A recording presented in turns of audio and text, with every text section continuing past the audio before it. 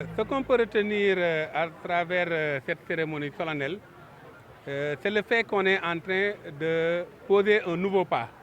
dans la promotion de l'économie sociale et solidaire. Parce que, comme vous le savez, on avait un très bon cadre, on avait un dispositif, mais malheureusement, il y a beaucoup de pans de l'économie sociale et solidaire qui n'étaient pas encore couverts par l'intervention de l'État, à savoir les mutualités qui nous réunissent ici aujourd'hui. Les trois dimensions que sont la production solidaire, les mutualités ou mutualisation et l'économie sociale solidaire, cumulativement constituent l'ESS. Malheureusement, nos prédécesseurs n'avaient pas posé d'acte dans le sens d'accompagner, de promouvoir les mutuelles, notamment celles de santé, d'éducation, entre autres. Et c'est la raison pour laquelle nous avons eu une satisfaction particulière pour venir parrainer, accepter d'abord de parrainer cette cérémonie et de venir nous-mêmes la présider au nom du président de la République et de son Premier ministre pour véritablement lancer un appel également à l'ensemble des parties prenantes pour mieux considérer l'importance de l'instrument de mutuelle de santé dans la lutte contre la pauvreté, mais également dans la promotion de l'inclusion socio-économique. La pérennisation d'ailleurs, c'est ce qui a amené à concevoir le concept opératoire que constituent les CPS, coopératives productives solidaires, qui est un organe qui permet de réaliser cumulativement toutes les dimensions de l'économie sociale et solidaire. Le démarrage de la politique de mutualisation que nous comptons faire sous l'instruction du Premier ministre, notamment à l'issue des conseils interministériels et sous les orientations de son Excellence le Président de la République. Quand j'ai reçu cette invitation, j'ai vu que c'est une mutuelle dynamique. Parce que je dois dire que bon, on a deux types d'intervention. Soit nous initions en tant qu'État, soit nous appuyons. Et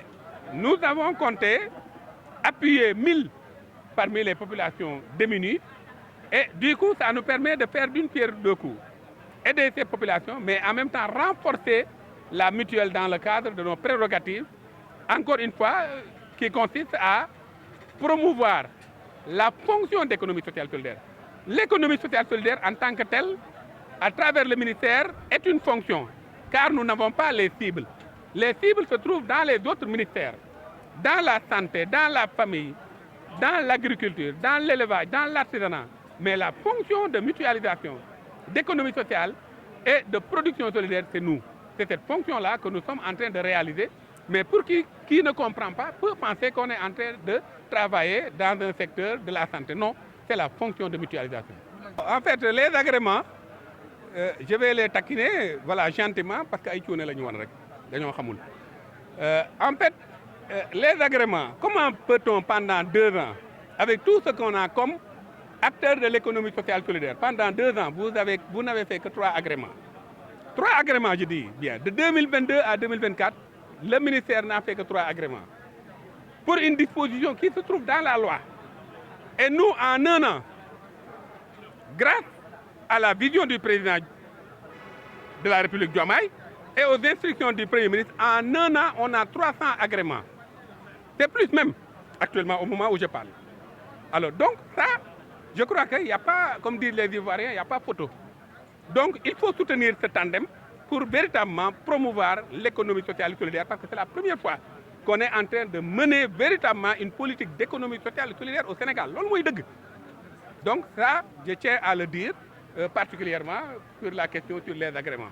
Monsieur le ministre, quelles sont les perspectives? Y a-t-il des perspectives? Voilà, donc je vais faire cette question finalement en Wolof, qui est la question qu'il a demandé. Les perspectives, madame Pindjem, moi, bi ñu ñëwee dañoo xool ne am nañu loi bu baax wax dëgg yàlla ñu ngi ciy gërëm le président Macky Sall ak ñi fi nekkoon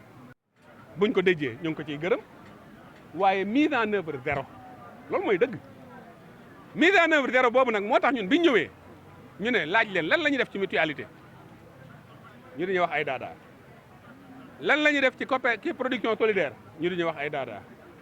lan la ñuy wax def ci économie sociale ñu dañuy wax ay daadaa ñu ne nag léegi dañuy mettre en œuvre benn concept boo xam ne ça nous permet fu ñu dóore rek mu leer ñu ne def nañu économie sociale solidaire ñu tuddee ko TPS. TPS ab package yi lépp ngi ci biir am na yu mixte am na yu corporative yu mixte yi nag bu ko neexee mu ñaman santé rek laay def mutuelle foofu ay prestation de service lay nekk day créer ay emploi TPS bu mu mënti doon bu taxawee rek déjà am na 2 emplois permanents bu taxawee taxaw rek 2 emplois permanents pare na ñoo xam ne dañuy liggéey di fayeeku bokkul ak nag dynamisme bi nga xam ne bu ñu leen joxee xaalis ñuy liggéey di rembourser mu am conseil d'administration bu normal la ñuy générer ci koom bokkul ak loolu ba mën a fay ñeneen ba mën dem fu yaatu ndax am na dëkk yu bëri boo fa demee tey mën naa leen jox ay banques yu bëri yoo xam ne ay coopérative la woon coopérative yi dem ba wala ay mutuelle yii ay coopérative yii ay mutuelle lañ ñoo dem ba jënd banque yooyu la vache qui rit bi ngeen dégg muy multinationale coopérative la woon Crédit Lyonnais ab banque la boo xam ne coopérative dafa dem ba jënd ko donc loolu mooy li nga xam ne ñu bëri dañ ko umpule fi nga mën a régler mbiru ndóol ci coopérative productive solidaire yi lañ koy jaarale su ko nit ñi defee niñ ko ware ni mu ware ñu ànd ceeg ñoom taxawal ko bu ñu demee ab biir di ngeen gis ne ndóol dellu na gannaaw ndax mutuelle de santé bii nga xam ne moom la madame Absa Fall taxawal ma di leen remercier au passage moom ak le maire ak le préfet ci liggéey bi nga xam ne moom def na ko préfet mooy profité di ko rendre hommage parce que dafa nekk nit koo xam ne ab modèle la xees yooyu dañuy fexe ba li ñu soxla yëpp ci xeex ndóol bi dañ ko ciy jaarale kon politique yooyu mooy yi nga xam ne moom lañ fi indi te incha allah bu ñu demee ba ci kanam tuuti di ngeen gis ne Sénégal dina changer. fii laa taxaw di ko wax moo tax léeg-léeg damay dégg ñenn ci ñoom taxaw télé di wax naan liggéey leen nangam ñoom ñëpp ñu fi nekkoon ay Zahra Iyane Thiam ak ñoom ñëpp waruñu wax parce que foofu defuñu dara ñoom ministère bi dara lañ ci defut donc li ñu commencé di def amul kenn ku ko def ci ñi fi nekkoon laata ñuy ñëw amut mutuelle yooyu ma wax la ko amul benn politique télé laa taxaw di wax amul benn politique bu ñu def mu dem ci mutualité yi amul benn politique bu ñu def ci jëm ci production solidaire amut coopérative yi fi amoon yi ñu créé woon la ñoom ñu fekk ko mais ministère jógul ne nañu créé ay coopérative mooy premier organe ndax mooy organe bi gën a mandargaal production solidaire ñoom dem leen nga laaj leen amul benn coopérative bu ñu créé askan wi ñooy créé seen coopérative ñëw ba ci ñoom ñu leen dawloo ñun nag ñooy ñëw ne leen dajaloo leen structuré leen ñu def coopérative kon politique boobu économie sociale amu doon ndax ñett yëpp amu ci benn bu ñu def ci économie sociale amu doon ci production solidaire amu doon ci mutualité amu doon bi Diomaye ak Sonko ñëwee la ñu commencé di ko doxal loolu mooy dëgg dafa neexul nag mais loolu mooy dëgg alors donc may wax fii ne leen nañu gën a jàpp ci mutuelle yi moo tax ñu décidé jàppale ñii ak ñeneen ñi nga xam ne yëpp dañuy dugg ci CPS coopérative bu nekk dina am benn fonds de mutualisation boobu diggante 2 millions la ba 10 millions en moyenne exceptionnellement mën na ko ëpp su ko defee ñooñu nga xam dañuy nekk benn organisation boo xam ne gën ngaa néew juróom-ñaari nit gën ngaa bëri juróom fukki nit ñu jox leen ay moyens encadré leen ñu mën di liggéey ba nga xam ne lépp li ñu soxla ci dëkk bi ñoom dinañ dem ba mën ko liggéey ci ay prestations de service ci ay corps de métier ak lu mu mënti doon. agrément yi ñun biñ fi ñëwee malgré loi bi nga xam ne moom lañ fi teg ñoom te loi bee ko wax de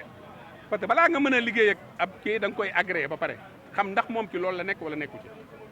waaye kon ça veut dire que bu dee ñett kon ñett rek la ñuy liggéey ñoom ci économie sociale solidaire xam nga lii dafa doy waar te boo waxee ñu yaakaar ne politique ngay wax mais dëgg dañ koy wax yow nekk pendant ñaari at ñetti agrément Victorine Ndeye Zahra Iyane Thiam Angélique Aminata Manga xamuñu woon lan mooy économie sociale solidaire su ma sañoon nag ay góor la ñuy ne ndax man damaa bëgg jigéen fonk jigéen alors ñetti agrément ci ñaari at ñun ci benn at ñu def 300 agrément je crois léegi ñu ngi 369 monsieur le directeur kon loolu mooy li am te dinañ ko wax te ñëpp dégg ko nag parce que comme dañuy toog di wax